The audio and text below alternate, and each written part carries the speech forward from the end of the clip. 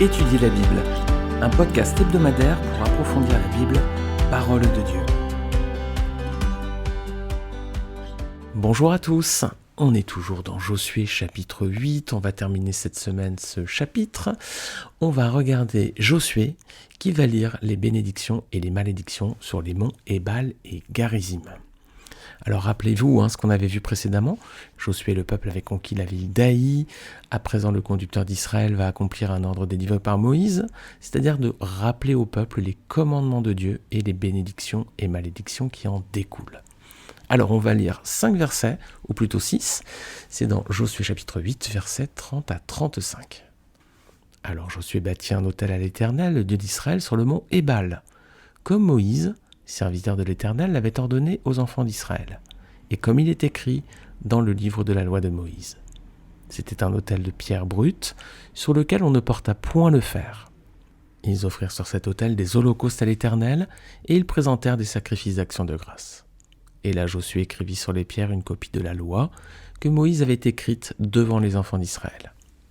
Tout Israël, ses anciens, ses officiers et ses juges, se tenaient des deux côtés de l'arche, devant les sacrificateurs, les Lévites qui portaient l'arche de l'Alliance de l'Éternel. Tout Israël, ses anciens, ses officiers et ses juges, se tenaient des deux côtés de l'arche, devant les sacrificateurs, les Lévites qui portaient l'arche de l'Alliance de l'Éternel. Les étrangers, comme les enfants d'Israël étaient là, moitié du côté du mont Garizim, moitié du côté du mont Ébal, selon l'ordre qu'avait précédemment donné Moïse, serviteur de l'Éternel, de bénir le peuple d'Israël. Josué lut ensuite toutes les paroles de la loi, les bénédictions et les malédictions, suivant ce qui est écrit dans le livre de la loi. Et il n'y eut rien de tout ce que Moïse avait prescrit que Jésus ne lise en présence de toute l'assemblée d'Israël, des hommes, des femmes et des enfants et des étrangers qui marchaient au milieu d'eux. Alors on va détailler ce texte, versets 30 et 31, on lit que Josué suit l'ordre donné par Moïse. Alors on trouve ce passage dans Deutéronome 27, versets 11 à 26.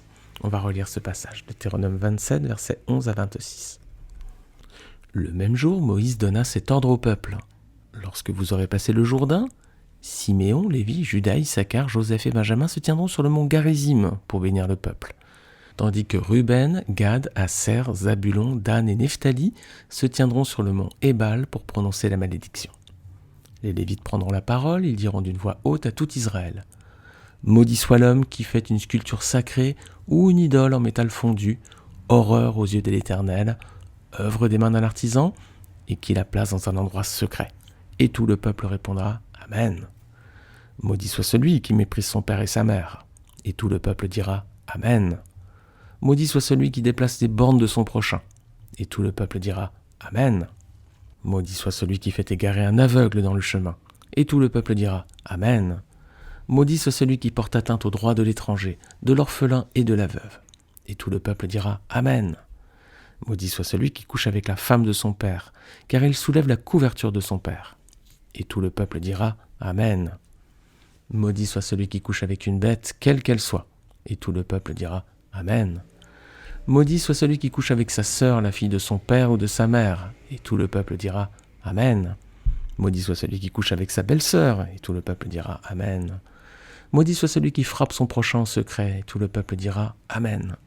Maudit soit celui qui accepte un pot de vin pour verser le sang d'un innocent, et tout le peuple dira « Amen ». Maudit soit celui qui ne ratifie pas les paroles de cette loi pour les mettre en pratique, et tout le peuple dira « Amen ». Alors Moïse rappelle au peuple d'Israël donc une partie de la loi, c'est ce qu'on vient de voir, notamment sur les actes moraux. Est-ce que toutes ces restrictions qu'on vient de lire vous paraissent contraignantes ? Non, elles semblent plutôt même de bon sens.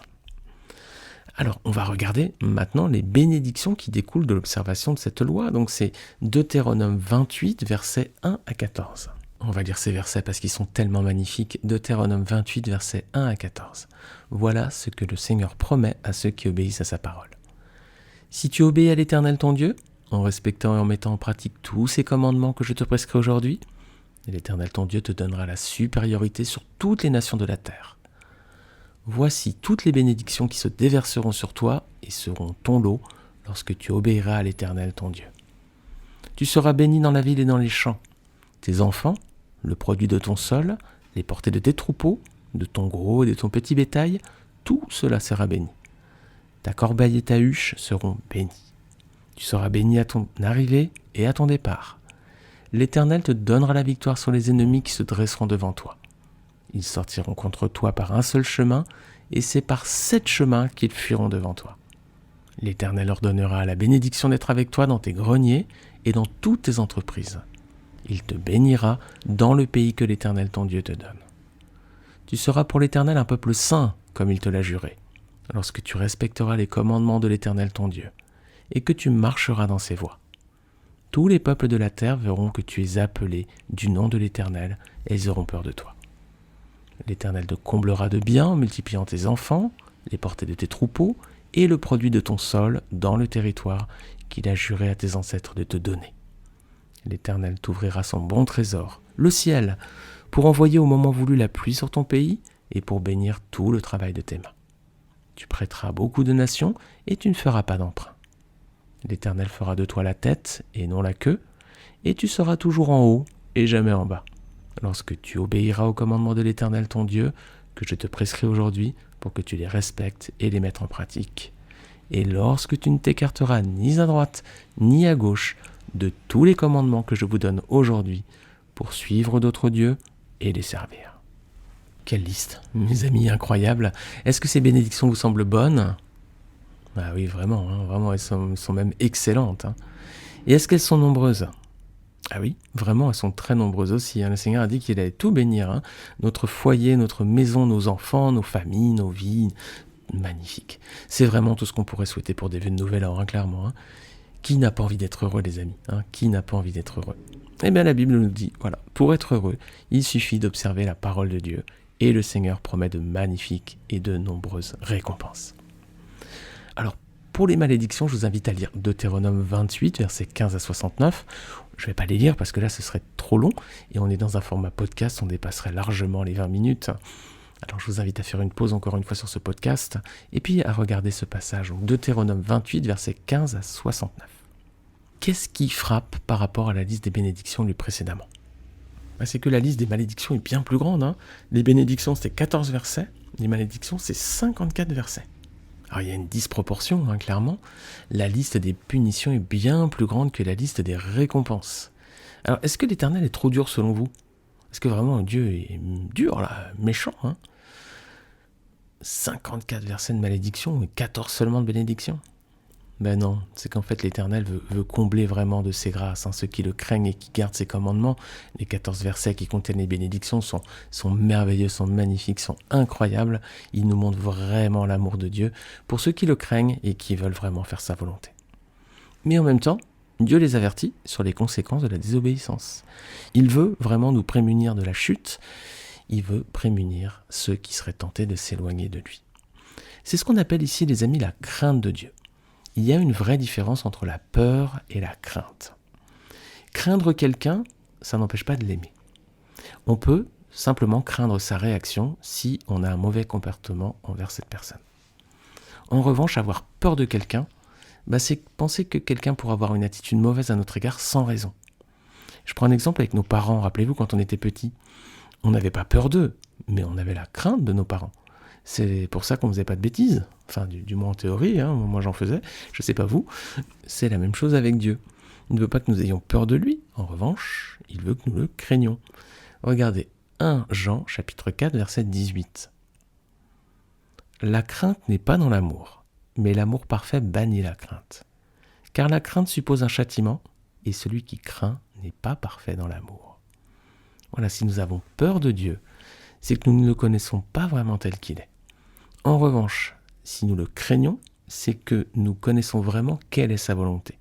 C'est qu'on fasse ce qui est bien et qu'on se tienne à l'écart de ce qui est mal. Regardez avec moi, prophète Michée, chapitre 6, verset 8.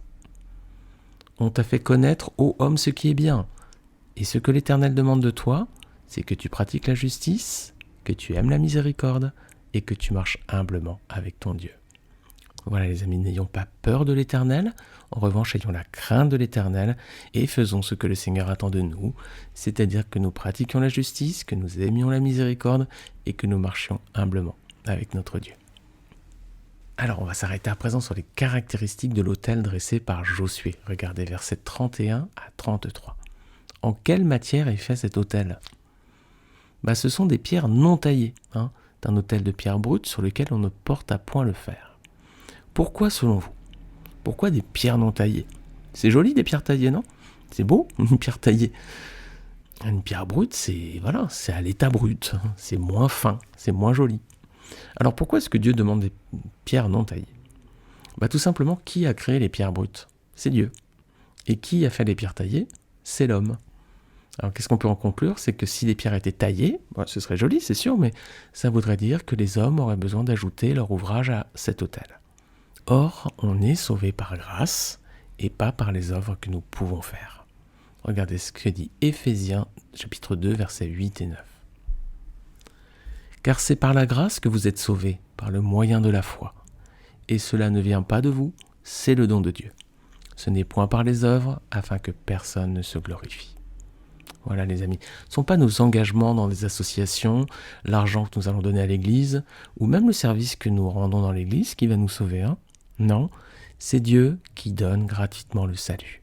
Et cela passe par le moyen de la foi au Fils de Dieu. C'est pas par les œuvres, c'est par la foi, et c'est la foi en Jésus-Christ. Regardez ce que dit Romains 10, versets 9 à 11. Si tu confesses de ta bouche le Seigneur Jésus, et si tu crois dans ton cœur que Dieu l'a ressuscité des morts, tu seras sauvé. Car c'est en croyant du cœur qu'on parvient à la justice, et c'est en confessant de la bouche qu'on parvient au salut. Selon ce que dit l'Écriture, quiconque croit en lui ne sera point confus. Nous sommes sauvés par la foi et pas par les œuvres, les amis. Alors on va regarder les versets suivants, versets 33 à 35. Josué lit à présent devant tout le peuple toutes les paroles de la loi, les bénédictions et les malédictions, suivant ce qui est écrit dans le livre de Moïse. Alors le peuple avait à présent deux choix. Ou bien faire confiance à Dieu et lui obéir, comme lors de la bataille de Jéricho, ou bien de s'appuyer sur ses propres forces et de s'éloigner de lui, comme lors de la conquête d'Aï. C'est ce qu'on avait vu dans l'épisode de podcast précédent, je vous invite à le réécouter si vous le souhaitez. Donc, faire confiance à Dieu et lui obéir, comme à Jéricho, ou finalement s'appuyer sur ses propres forces, comme à Aï. Évidemment, c'est le premier choix qui était de loin le meilleur. Et nous aussi, nous devons faire des choix. Le Seigneur nous place aussi devant deux issues. Regardez Deutéronome chapitre 30, versets 19 et 20. « J'en prends aujourd'hui à témoin contre vous le ciel et la terre. J'ai mis devant toi la vie et la mort, la bénédiction et la malédiction. Choisis la vie afin de vivre, toi et ta descendance, en aimant l'Éternel ton Dieu, en lui obéissant et en t'attachant à lui. Or c'est de lui que dépend ta vie et sa durée. » Alors les amis, quel choix ferons-nous ? Celui de rester éloigné de Dieu, de nous appuyer sur nos propres forces, comme à Aï, c'est le choix qui conduit à la malédiction et à la mort. Ou alors, on va choisir de nous appuyer sur Dieu et de nous reposer sur lui, comme à Jéricho. C'est le choix qui conduit à la bénédiction et à la vie. Josué, lui, va faire le bon choix. Et il va dire plus tard, regardez dans Josué 24, verset 15, « Moi et ma maison, nous servirons l'Éternel. » Voilà le meilleur des choix. J'espère que vous avez fait ce choix, le même choix que Josué, et que vous avez dit, vous aussi, « Moi et ma maison, nous servirons l'Éternel. » Amen. Voilà ce que je souhaitais partager avec vous de ce passage de Josué 8, versets 30 à 35. Il y aurait beaucoup de choses encore à dire, mais on est dans un format podcast de 20 minutes. J'espère en tout cas que ces passages de la Bible vous auront exhorté, édifié, peut-être encouragé dans votre foi, dans votre marche avec le Seigneur. J'espère qu'ils vous auront peut-être appelé à venir à lui, à faire de Jésus-Christ votre Seigneur, votre Sauveur et votre Dieu. C'est le message de la Bible. Le Seigneur a donné sa vie pour vous, il veut que vous soyez heureux, il veut que vous meniez une vie de victoire avec lui, une vie de victoire sur le péché. Alors ne rejetez pas cet appel du Seigneur, venez à lui. Merci beaucoup de votre écoute encore une fois, n'hésitez pas à partager ce podcast autour de vous sur vos réseaux sociaux, n'hésitez pas aussi à vous abonner sur votre plateforme d'écoute préférée pour ne manquer aucun épisode, et vous pouvez aussi laisser une note et un commentaire sur Apple Podcast. Je vous dis très bonne semaine, que le Seigneur vous bénisse et à très vite pour le prochain épisode. Salut à tous.